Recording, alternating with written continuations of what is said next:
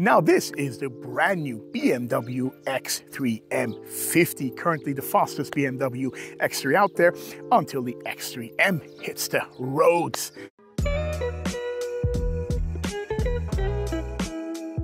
By the way, the 2020 X3 M competition, I have to say, was one of my favorite, but this is a strong contender. Now, you can get it in several variations. There are 3 different 2-liter versions, diesel, petrol, and a plug-in hybrid.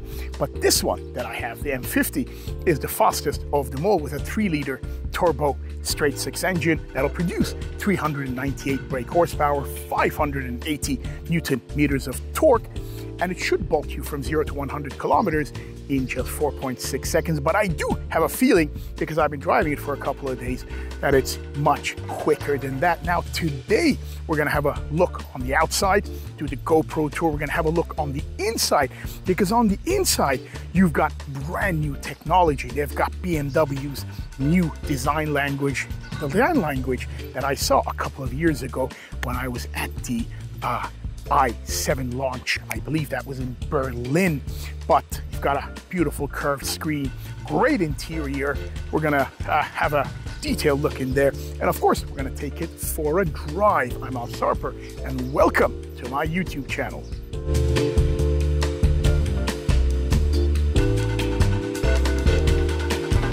Well, here we go. Time to do the GoPro tour. Let's have a closer look at the BMW X3 M50 from the exterior, and then let's get inside the interior, and then of course let's take it for a little drive, shall we? Here we go. Now in the front we've got the big large grille. Of course this is kind of camouflage because behind there sits all sorts of kind of clever technology that will guide the car from semi-autonomous driving to something rather very clever. It's called situational cruise control. I'm going to talk about that once I get driving. It's actually a very clever way. It's a kind of cruise control that analyzes the situation so it doesn't slow you down to 20 kilometers if you're going at 100 kilometers, that kind of thing. It's a great technology. So the front, you've got the beautiful lights. You've got some air vents over there. Generally new design language of the BMW. Nothing too dramatic, nothing too different over there. The side silhouette of the car is longer now compared to the previous X3. You got these beautiful alloys. You can get them anything from 18 to 21 inches. You could even probably get 22s. That would sit quite nice on a car of this size. I'll show you the interior just a little bit here. Got those iconic sounds coming on. It is a nice, tidy interior over here. Then in the back, you've actually got considerable space. Right here in the middle, you can control the, I think it's a dual zone climate control, maybe tri-zone, climate control over there. Again, beautiful alloys. Let me show you the rear silhouette of the rear of the car, rather. You got those real 4 exhausts. Those 4 exhausts are very important. That M50 badge looks beautiful.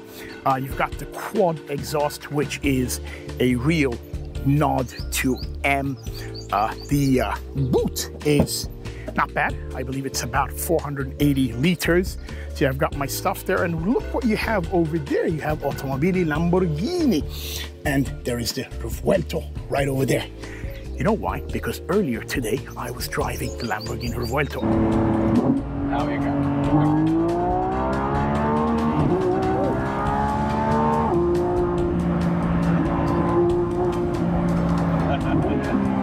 Yeah, that 9.5, that's quite a bit. Because, you know, I was shifting at 7.5, 8, and I still had a while to go. So, of course, today we're talking about the BMW X3 M50. But earlier today, I drove the Revuelto, and I'm going to do the video. It's either going to be on before the BMW video or after the BMW video. But that was an experience and a half. I hope you get to watch that as well. Now, let's close this down. And then from over here, let me show you the side. Let me show you from the passenger side as well, the beautiful interior of the X3 M50.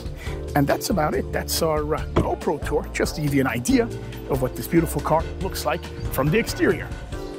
Well, here we go. Welcome to the interior of the X3 M50. And in here, the whole design language is new, forward thinking, the future of BMW, as I'd like to call it. This is what you'll get from the models 2024, 2025 onwards. And most distinct is probably the iDrive 9 infotainment system, which is presented to you in this rather large screen. As a matter of fact, this screen is two screens with your gauge cluster right in front of you and the infotainment to this side, but it does give a feeling of being one rather large screen. Very good, quick, intuitive. CarPlay, Android Auto, all that kind of thing is integrated in there. But you know what? Let's not beat around the bush. Most of us will take our phone, link it up, and then we will use that, although the system is rather good, quick, that kind of thing. Now, moving on to kind of the steering wheel, very nice M-style sporty steering wheel with your cruise control and your stereo controls over here. Nice. The seating position of this car is particularly nice. You've got this huge kind of sunroof that goes all the way to the back, adding extra spaciousness to this beautiful car. My negative comment, let's say, about this infotainment system is you have to do everything through the touchscreen, which I really don't like, especially when you're talking about M50, which is in the sporty performance side of things when it comes to the X3 or any other BMW for that matter. So for example, if you want to switch the drive mode, you have to press My Modes from here, you have to press Sport, then you have to press Activate. That's a bit of a waste of time. It should be here on the steering wheel, something like that, you know, one press of a button and then boom, you're on Sport. Again, having the AC controls here in the infotainment, perhaps one of the things that I keep on repeating in many cars that do this. Personally, I don't like it. It's too fiddly, but it is one of those things, you know, that they've gone for. You've got two phone chargers over here. You've got the kind of knob to navigate through. I think BMW's had this iDrive kind of knob here for many, many years. Your gear shifter right here in the middle. You've got great ambient lighting. Very nice, you know, especially when you put it into sport, you get that blue and red, the M kind of lighting. You've got head-on display, also good. All this is nice. Look, generally a nice cabin. They've gone for this material fabric here, like we saw that in my previous Mini video.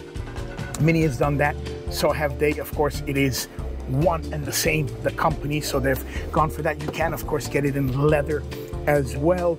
Heated, cooled seats, very nice. You know, there are a little here and there, a couple of things I don't love. The door handles, the plastic over here could be a little bit premium. After all, this is a rather pricey car, and for this price you might want some materials that are slightly more kind of up higher end, let's say. But apart from that, you know, great cabin, nice place to be in, and overall it's the driving pleasure that I'm here to test rather than the different kind of materials this car has. But you know, good cabin to be in. Here we go.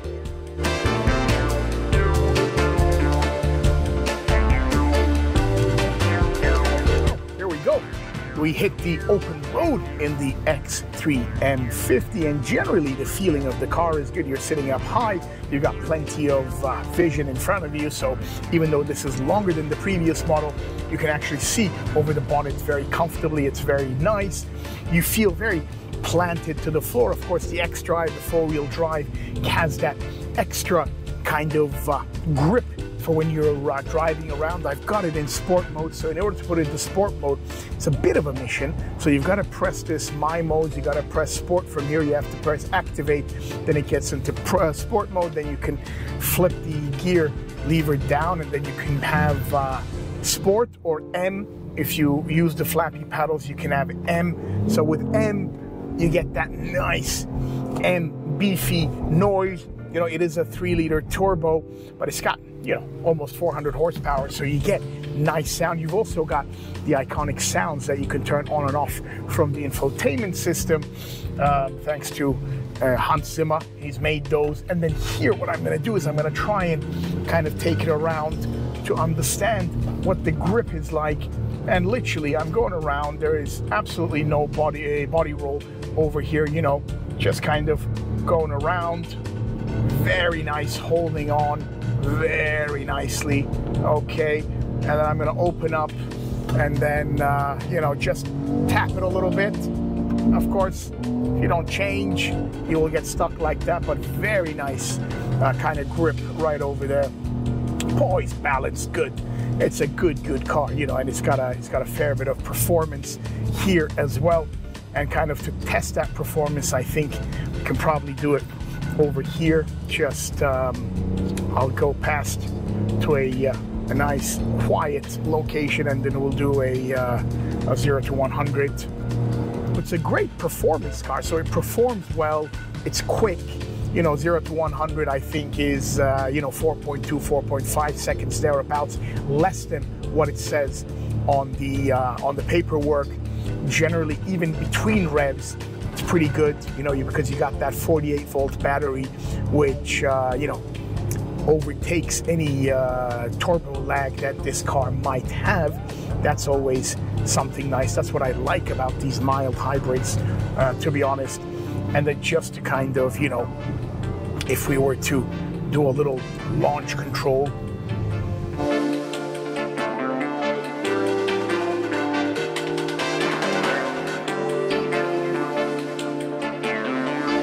Now, there is some tech I want to talk about in this car, and that is to do with the cruise control. There is something called situational cruise control, and it's with regards to the radar-guided cruise control. Now, the radar-guided cruise control, as we all know, it's been around for a while. Actually, came out in Mercedes in the mid-90s, as a matter of fact. What it does is it keeps a safe distance between you and the car in front, and it will slow you down should you be too close. However, here in the X3 M50, they've done something rather clever. So it's situational. The car will analyze who's around you, what's happening, who's in this lane, who's in this lane, who's right in front of you. Also, it'll analyze what kind of speed you're going at, and depending on that, it will brake accordingly. So for example, if you're cruising at 120 kilometers an hour and a car pulls up in front of you, and the car can only do with going down to 100, it'll go down to 100. It won't just brake and go down to 80 kilometers or 60 an hour.